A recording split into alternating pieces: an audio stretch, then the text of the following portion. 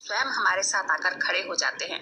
लेकिन व्यक्ति का स्वभाव है कि जब मुश्किल की घड़ी होती है तब वो इस संसार पर और अपनों पर भरोसा करता है। वो सोचता है कि मेरे अपने मेरा साथ देंगे, लेकिन ऐसा होता नहीं है। इस संसार में अपने पराये सब एक जैसे हैं। जब आपका अच्छा समय होगा सभी लोग चाहेंगे आपको, वो कितने ही खास क्यों ना हो खड़े रहेंगे। लेकिन जब बुरा समय आ जाता है वही अपने साथ छोड़कर चले जाते हैं, बहाना बनाने लगते हैं। भगवान कभी हमें छोड़कर नहीं जाते हैं। जब संसार के सारे दरवाजे बंद हो जाते हैं एक ही दरबार खुला होता है, वो है हारे का सहारा का दरबार। श्याम भक्तों, जीवन में हम कितने भी पाप कर्म किए हों, प्रभु हमें एक मौका जरूर देते हैं जिससे कि हम प्रभु की शरण में जाकर अपने पाप कर्म की माफी मांग सकते हैं। जीवन में कितने पापी ऐसे भी हैं जिन्होंने मात्र बाबा श्याम का नाम जप करके अपने पापों से मुक्ति पा लिया है और प्रभु ने भी उन्हें माफ करके अपने गले से लगा लिया है। श्याम भक्तों, जीवन में किसी भी प्रकार का कष्ट क्यों ना हो, बाबा श्याम का नाम जप करने से सभी कष्ट कटते हैं। कुछ लोग पूजा पाठ भगवान में यकीन नहीं करते हैं, कुछ लोग पूजा पाठ भगवान को बिल्कुल भी नहीं मानते हैं, सब सोचते हैं ढोंग है। यह सब बकवास है। उनसे मैं यही कहूंगी, एक बार बाबा श्याम की शरण में जाकर तो देखिए, कुछ समय के बाद आपको खुद अनुभव देखने को मिलेगा। आज की जो चमत्कार की सत्य कहानी मेरे पास आई है वो हरियाणा के रहने वाले विशाल जी ने भेजी है। इस चमत्कार को सुनकर आपको भी पता चल जाएगा कि हमारे बाबा श्याम क्या से क्या कर देते हैं और कैसे अपने भक्त को कष्टों से बाहर निकालते हैं। चमत्कार को सुनने के लिए वीडियो पर अंत तक बने रहें। वीडियो पसंद आए वीडियो को लाइक, बाबा श्याम नाम का जयकारा दिल से लगाइएगा। हरियाणा के रहने वाले हैं विशाल जी। कहते हैं, दीदी मैं 3 साल पहले खाटू धाम जाना शुरू किया था। मेरे जीवन में बहुत बदलाव हुए हैं। सभी कहते हैं इस कलयुग के देवता के नाम मात्र लेने से सब कुछ संभव हो जाता है। मैं अपना एक्सपीरियंस बताऊं तो यह बात बिल्कुल सत्य है। जब से मैं बाबा श्याम के दरबार में जाना शुरू कर दिया, बाबा श्याम की पूजा करना शुरू कर दिया, जब से श्याम नाम जप करना शुरू कर दिया, तब से मुझे अपने जीवन में बहुत सारे अनुभव मिले हैं। ऐसा लगता है मेरा हर काम खाटू वाले ही कर रहे हैं। मेरा कोई काम रुकता ही नहीं है, चाहे वो बड़े से बड़ा काम हो या छोटे से छोटा काम। तो कहते हैं हमें केवल व केवल एक बात का ध्यान रखना चाहिए, अपने कलयुग के राजा श्याम प्रभु खाटू वाले सरकार पर पूर्ण विश्वास रखना चाहिए और नाम जप पूरी निष्ठा और विश्वास के साथ करना चाहिए। समय चाहे कितना भी क्यों न लग जाए, मगर अंत में आपकी मनोकामना पूरी होकर रहेगी। विशाल जी कहते हैं, मैंने बाबा श्याम की पूजा भक्ति उन पर विश्वास करके किया और धैर्य रखा। देर से ही सही, लेकिन मेरी मनोकामना पूरी जरूर हुई है। यदि कोई कष्ट आता है तो मुझे कष्टों से मुक्ति मिल जाती है। आज मैं आपको अपने जीवन के बदलाव का अनुभव शेयर कर रहा हूँ। जब से मैं खाटू धाम जाने लगा, जब से मुझे बाबा श्याम का दरबार मिला है, तब से मेरा दिन कैसे बदला मुझे खुद भी पता नहीं चला।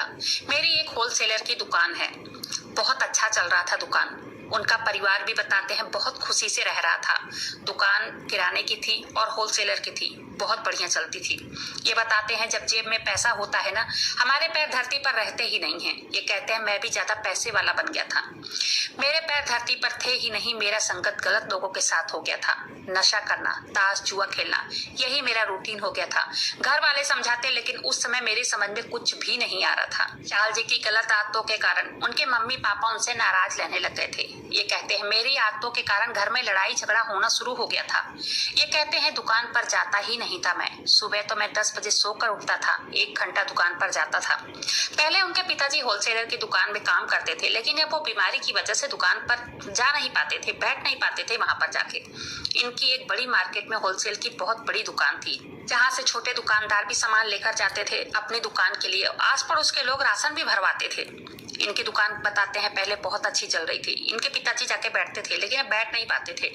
ये भाई कहते हैं मैं दुकान पर जाता ही नहीं था। सुबह 10 बजे सोकर उठता था, 1 घंटे के लिए दुकान पर बैठता, फिर घर आकर 12 बजे खाना पीना खाता, शाम के 5 बजे तक सोता और दुकान पे लेबर ही काम करती थी, लेबर ही संभालते थे। दुकान पर शाम को 5 बजे जाता, 2 घंटे दुकान पे फिर बैठता, 8 बजे दुकान बंद करवा करके चला जाता अपने दोस्तों के साथ घूमने। विशाल जी कहते हैं मैं रोज रात को देर से आता था घर, जहाँ 1 खर्च करना होता वहाँ 10 खर्च करता था। जुआ शराब की लत ने मुझे बर्बाद करना शुरू कर दिया था, जिसकी वजह से अब मेरे दुकान पर प्रभाव पड़ने लगा था। लगातार जुआ में हारने के कारण मेरी हालत खराब होने लग गई थी। कहते हैं मेरे पास जो भी पैसा था वो भी मैंने जुआ में लगा दिया। रिश्तेदारों से भी कर्ज लेकर मैंने जुआ में लगा दिया। लगातार हार का मुंह देखते देखते मेरा दुकान भी अब डूब गया था। 3 साल में मैंने अपना दुकान डुबो दिया। ये बताते हैं मैंने अपने दोस्तों और रिश्तेदारों से जो भी कर्ज लिया था उन्होंने भी अब मांगना शुरू कर दिया था। मेरे पास कुछ भी नहीं बचा था। मैं कर्ज कहाँ से चुकाता? मेरे पास पैसे नहीं थे, अपने दुकान में भी और सामान भरवाने के लिए भी नहीं थे।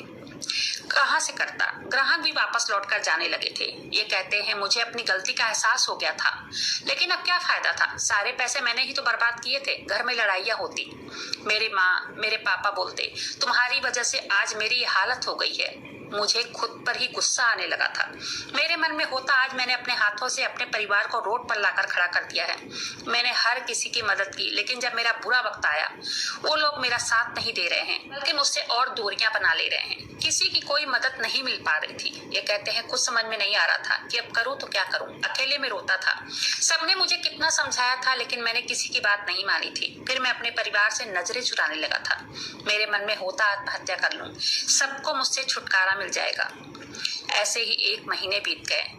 एक दिन एक दोस्त से मुलाकात हो गई मेरी। वो दोस्त मेरे कॉलेज का था। ये बताते हैं हम साथ में कॉलेज में पढ़ते थे। वो दोस्त मुझसे पूछने लगा, यार कैसे हो, क्या कर रहे हो, बहुत दिन बाद मिले। तब वो दुकान की हालत देखकर इनसे पूछने लगा, पूरी दुकान खाली कैसे हो गई है? तेरी दुकान तो पूरी भरी रहती थी, हमेशा सामानों से लदी रहती थी। ये उसको गले लगा ली और गले लगाकर रोने लगे। फिर उन्होंने अपनी सारी बातें बताई उससे। वो कहने लगा, जब सारे रास्ते बंद हो जाते हैं तब प्रभु एक रास्ता जरूर छोड़ते हैं। विशाल जी बताते हैं वो दोस्त पहले हमारे पड़ोस में ही रहता था, लेकिन उसके पेरेंट्स ने वहां से मकान बेचकर 1 घंटे की दूरी पर ले लिया था। ये बताते हैं वो हमेशा बाबा श्याम के दरबार जाता था। उस पर खाटू वाले की बहुत कृपा थी। खाटू वाले की कृपा से उसका सब कुछ बहुत अच्छा चल रहा था। उस दोस्त ने कहा, खाटू वाले की पूजा करो, उनकी अरदास लगाओ, उनके दर्शन करो, उनका नाम जप करो, वो सभी परेशानियां खत्म कर देंगे। विशाल जी कहते हैं मेरा दोस्त कहने लगा कि तू चल खाटू, मैं चलूंगा तुझे लेकर। तू इतना परेशानी में है, मुझे पता नहीं था, लेकिन मुझे अब पता चला है तो मैं तुझे इस परेशानी में नहीं छोड़ सकता। वो खाटू लेकर गया विशाल जी को। ये कहते हैं खाटू धाम में गया हारे के सहारे से सहारा मांगने। वहां कई भक्तों से मेरी मुलाकात हुई। वो सब भी मेरी तरह हार कर बाबा श्याम से सहारा मांगने आए थे।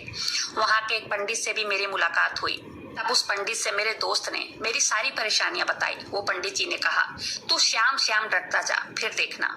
ये कहते हैं मैंने वैसे ही किया जैसे पंडित जी ने बताया। मैं निरंतर श्याम नाम को रटता रहता था। मेरा जीवन पहले की तरफ पटरी पर आना शुरू हो गया। मुझे बहुत अच्छा लगने लगा। मेरे दोस्त मुझ डूबते हुए का सहारा बना। उसने मेरा मार्गदर्शन किया। मेरी गलत आदत अब छूट गई है। अब मेरा श्याम नाम का जप निरंतर चलता रहता है। नाम जप में शुरू में मेरा मन नहीं लगता था। मेरे मन में गलत विचार आते थे, लेकिन मैंने फिर भी नाम जप करना नहीं छोड़ा। करीब 2 महीने के बाद मुझे सपने में खाटू वाले के दर्शन भी हुए। फिर मुझे पूर्ण विश्वास हो गया कि अब मेरे जीवन में सब कुछ ठीक हो जाएगा। मेरा सारा कर्ज समाप्त हो जाएगा।